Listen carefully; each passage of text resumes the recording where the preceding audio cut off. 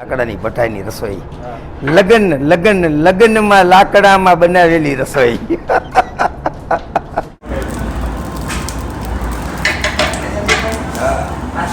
આ હું તો ખાંડ તો બધા ગામડામાં રહેતા છે ને કોમેન્ટમાં ખબર છે કે ચૂલે રસોઈ કરી હોય ખાંડ નાખવાથી શું થાય.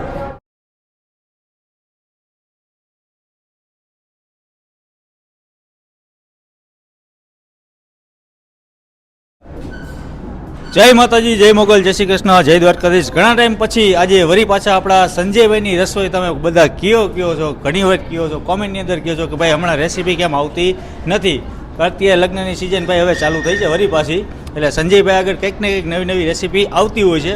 તો આજે આપણે એમને જ પૂછીએ કે આજે સંજયભાઈ શું આજે બનાવી રહ્યા છે અને તમને તમારા સામે શું પીરસી રહ્યા છે. તો આજે સંજયભાઈ સાથે જ વાત કરીએ ને ભાઈ, ગેસ તો અત્યારે છે નહીં, ગેસમાં પડાપડી ચાલે છે, એટલે અત્યારે સંજયભાઈ એને એક જબરજસ્ત આયોજન કર્યું છે. શું છે શું નહીં બધી માહિતી હું તમને આપું. જય જીનેન્દ્ર સંજયભાઈ. જય જીનેન્દ્ર, જય મા અન્નપૂર્ણા. સારું, મોજે મોજ. સંજયભાઈને માઇક હરખું આપી દો. હા, એક માઇક તો ઊંધિયામાં વયો ગયો, મળ્યો જ નહીં. અમે કોમેન્ટ જ મૂકી હતી કે ઊંધિયામાં કોઈને માઇક મળે તો કહેજો. બોલો બોલો રાજભાઈ. સંજયભાઈ ઘણા દિવસ પછી આજે હા લગ્નગાળો પ્રારંભ થઈ જાય. હા, અને આજે તમે ગેસ નથી તો રાંધો તો છે માં ગેસ નથી તો હવે કાંઈ એને તો કાંઈ લડાશે નહીં. આ નરેન્દ્ર મોદી સાહેબ આપણા રહ્યા ને, નો દેખાડવાનું દેખાડે, નોટબંધી દેખાડી, પછી આ કોરોના દેખાડ્યો, અને અત્યારે આ બાટલાની બંધી કરી દીધી. આમાં ઘરમાં અમે 4 જણા, ભલે રસોડું આવે તો જેને પ્રસંગ રાખ્યો છે આજે એને તો ટેન્શન હોય ને કે રસોઈનું શું થશે, બાટલા મળતા નથી, હવે કરવું હું. તો હવે અમે અત્યારે જો દેશી ચૂલું કરી, અમારા બાપ ડેડા હરગાવતા, હવે અમે હરગાવાનું ચાલુ કર્યું, ચૂલું હરગાવાનું, હો બીજું કાંઈ નહીં. એટલે દેશી ચૂલુમાં દેશી રસોઈ. અને માણસોને કાંઈક એમ, જો કે આની મીઠાશ તો અલગ જ હોય, પણ હવે વિકલ્પ તો કરીને રાજભાઈ રાખવા પડે કાંઈક. શું કે તમારું કહેવાનું શું થાય? ભાઈ આ વસ્તુ તો હોવી જરૂરી છે. બધા લોકો ભૂલી ગયા છે. પાઇપલાઈન આવી ને એ બધા એને ગેસની લાઈન ઉપર ચડી ગયા. આ રસોઈ ને આખી અલગ જ થાય. બસ એટલે આ મોદી સાહેબ આપણે નો દેખાડવાનું દેખાડે ને આપણે એ કે કરતું રહેવાનું. કેમ અત્યારે બાટલા નથી તો આ લાકડા હરગાવો, પણ રસોઈ તો કરવી જ છે. કેમ કે જેને રસોડાનું કહીને રાખ્યું છે એના રસોડા તો પૂરા કરવા ને. હા એમ, એટલે મા ભગવતીનું નામ લઈ, મા અન્નપૂર્ણાનું નામ લઈ અને અગ્નિનારાયણને પ્રાર્થના કરી અને જો ચમકારો કરું એ મારી મા ભગવતીનું અન્નપૂર્ણાનું નામ લઈ આ ચૂલો ને દેતવા પ્રગટાવ્યા. હવે આની અંદર આમ જો એ મા ભગવતી હરિઓમ. આ હું તો ખાંડ તો બધા ગામડામાં રહેતા છે ને કોમેન્ટમાં ખબર છે કે ચૂલે રસોઈ કરી હોય ખાંડ નાખવાથી શું થાય, અગ્નિ જલ્દી ઉપડે. હા જો કોમેન્ટ કરજો કે ખાંડ નાખવાથી અગ્નિ ઉપડે ફટાફટ, એટલે કે ફટાફટ ઉપડે. હા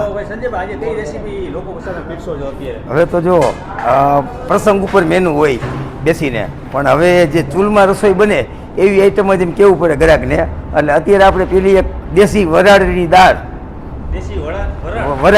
દેશી વરાળની દાળ, કાપડી કાઠિયાવાડી ખાટી મીઠી દાળ. પછી બીજી રેસીપી આપણે લેશું દેશી છાલવાળા બટેકાનું શાક, જે ચૂલાની અંદર જ મીઠાશ આવે. અને અમે તો એવું નક્કી કર્યું કે દાખલા તરીકે બાટલા ન મળે ને તો આવા જ મેનુ રાખવા, માણસોનું આરોગ્ય સારું રહે, હેલ્ધી રહે અને બધાને મજા આવે ખાવાની. રેડી તો કરી શુભારંભ. આની અંદર આ દાળનો વઘાર શરૂ કરીએ આપણે.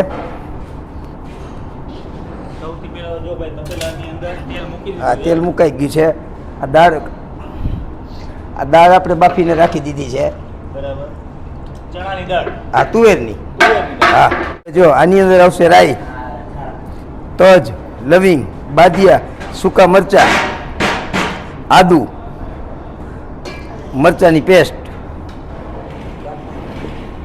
આ વસ્તુ અંદર આવશે, અને સિંગદાણા પલાળેલા લ્યો, અને બાકી ગોળ અને ખાંડ જરૂર પડે, ગુજરાતી આપણે ખાટું મીઠું.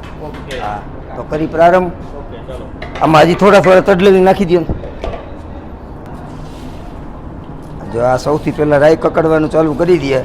મારી દીકરી કાવ્ય હોય ને તો એમ કે પપ્પા રાઈ ખાય તો પેટ કાળું થઈ જાય. ખરેખર એમ કે રાઈ ન ખવાય. એટલે અમારા કુટુંબમાં લગભગ દીકરીઓ રાઈ નથી ખાતી બેયને.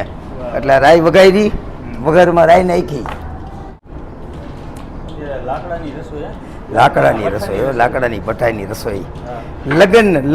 લગ્નમાં લાકડામાં બનાવેલી રસોઈ. આમાં શું છે કે ચૂલા હોય એટલે રાઈને કકડતા વાર લાગે. ગેસનો ચૂલો હોય તો ફટાફટ થઈ જાય, પણ લાકડાનો તાપ આવતો જાય એમ ધીમે ધીમે કેમ ખીચડી ચડતી હોય એની મીઠાશ આવે એમાં રાઈ ધીમે ધીમે કકડે છે. તરતર તરતર અવાજ આવે છે, રાઈ કકડી જાય. પછી આની અંદર વઘાર નાખીએ આપણે. આની અંદર લવિંગ, તજ, આખું સૂકું જીરું, બાદિયા, તમાલપત્ર અને સૂકા મરચા, બધા ખડા મસાલા. આ ખડા મસાલા બધા. હા,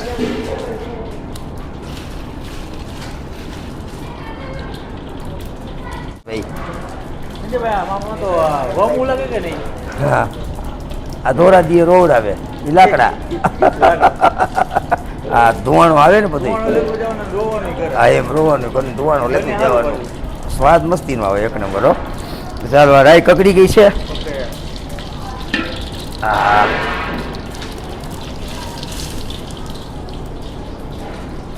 હા, ટમેટા, લીમડો, હળદર અને મરચું અને હિંગ આપણે લીલો વઘાર કરી. આ ખડા મસાલા લીલો વઘાર.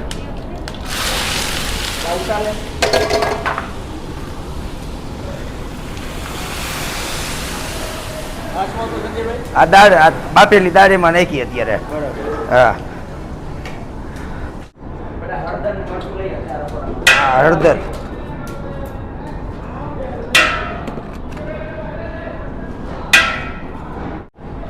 આ મરચું થઈ ગયો. અંદર હળદર મરચું નાખી દીધું.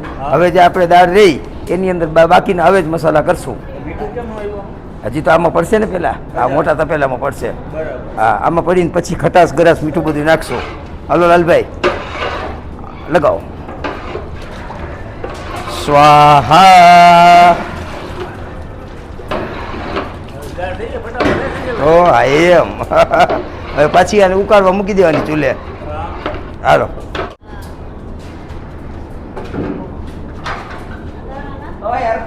રખાવો હરકે આ સહી. હા, જો હવે આ દાળનું તપેલું ચડી ગયું માથે. હવે આની અંદર મસાલા કરશું આપણે બધા. અચ્છા, મસાલા હવે પડશે. હા, બધા એવું કહે છે ઘડીએ વળીએ કે ભાઈ સંજયભાઈ કઈ માપ નથી આપતા. માપ ને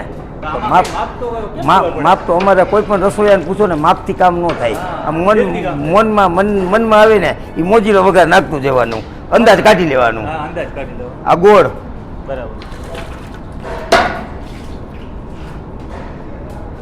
આ પલારેલા સિંગદાણા દાળમાં વાલા વાલા બધાને બહુ ભાવે.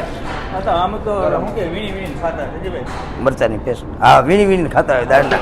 મને દાળમાં અમુક અમુક હોય તો આમ વીણી વીણીને ખાવ. હા, આ થોડી મરચાની પેસ્ટ.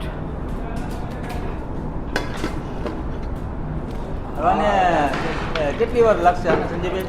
અને હવે આને અડધી કલાક ઉકાળવાની. એક રસ અડધી કલાક ઉકાળવાની. હવે આની ઉપર પડશે મીઠું. મીઠું,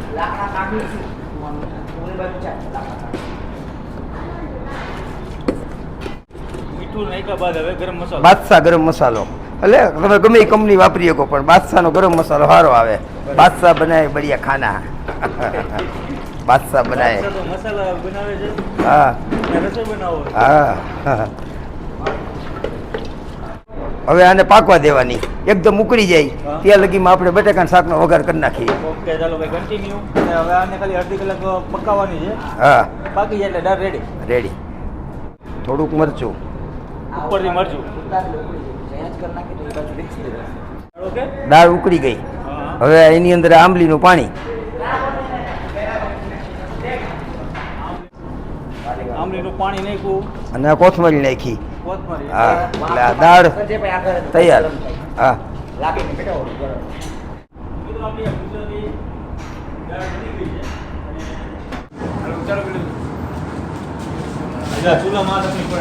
હા, જો